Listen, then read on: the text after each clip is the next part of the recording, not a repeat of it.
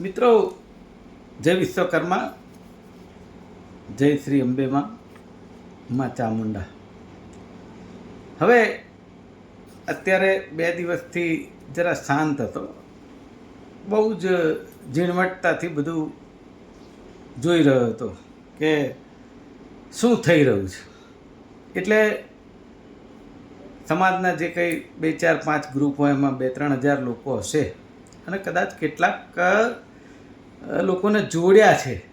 જે લોકોએ જોડનાર હોય એની ખબર પડે અને જેને જોડ્યા હોય એની ખબર પડે. એનાથી મને કંઈ બહુ ફરક પડતો નથી. પણ જે જનરલ ગ્રુપમાં લગભગ 20થી 25 લોકોએ જે કોમેન્ટો કરી છે એમાં કેટલાક લોકોએ મારા માન સન્માનને ઠેસ પહોંચે, મારી પ્રતિષ્ઠા હણાય એવી કોશિશ કરી છે. અને એટલા માટે કે હું માત્ર સમાજ ન તૂટે એ વાત મજેવડી ખાતે કરી છે અને એના ઉપર હું કાયમ છું કે હજી કરવાનો છું. તમ તારે મને જે તમારે કરવું એ કરી નાખજો, બરાબર. હું એ સ્ટેટમેન્ટમાં એ બોલ્યો હતો કે તમારે પણ ઘેર આવીને ગોળી મારવી હોય તો મારી દેજો, મને વાંધો નથી, પણ સમાજના ફાયદા માટે હું જે કંઈ વાત કરવાની હશે એ કરતો રહીશ. એટલે એ વાત ઉપર હું કાયમ છું. બીજી વાત છે, અમદાવાદમાં મંડળની ચૂંટણી. એ કાંતિભાઈને ટ્રસ્ટી થઈ જવું છે અને પેલા હસમુખભાઈ સોલંકીને અને પેલા ભાઈ જગદીશ રાઠોડ જે ખરેખર એ જ રાજીનામું આપીને જતા રહેતા, એના બધા વાત કરું છું પછી એની. અને એક ભાઈ બીજા છે બળવંતભાઈ, જે 14 વર્ષથી હાંસિયામાં ધકેલાઈ ગયા હતા. એટલે એને એમ થયું કે ભાઈ હવે કંઈક નવું કરીએ ને પાછા અંદર આવી જઈએ, આમાંથી આમાં પલટી મારીએ. એની એ વાત હમણાં કરું છું, પણ એ પછી વાત છે.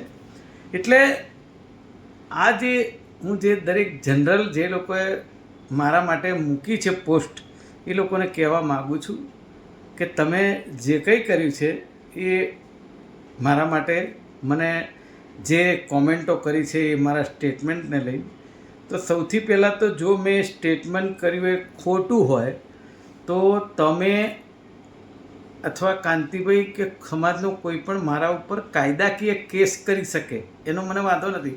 પણ મારા માન સન્માનને, મારી પ્રતિષ્ઠાને ઠેસ પહોંચે તે રીતનું કોઈ પણ સ્ટેટમેન્ટ કે વોટ્સઅપ પર મને હેરેસ થાય એવું સ્ટેટમેન્ટ કોઈ કરી શકે નહીં, બરાબર.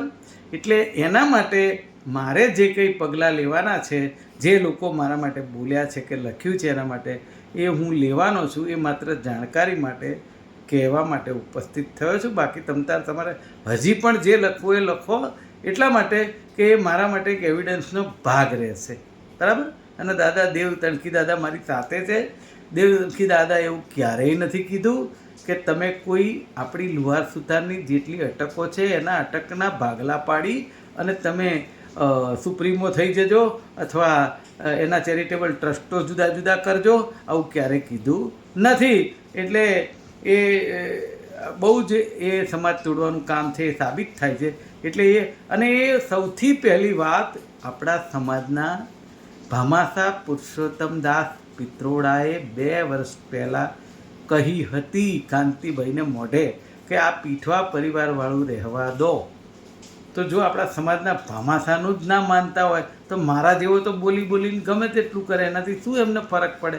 પણ કંઈ વાંધો નહીં, જે તમારે ઈચ્છા હોય તે કાંતિભાઈ કરો, અને જે એમને સપોર્ટ આપવાવાળા છે એમને પણ જે કરવું એ કરો, મને કંઈ વાંધો નથી.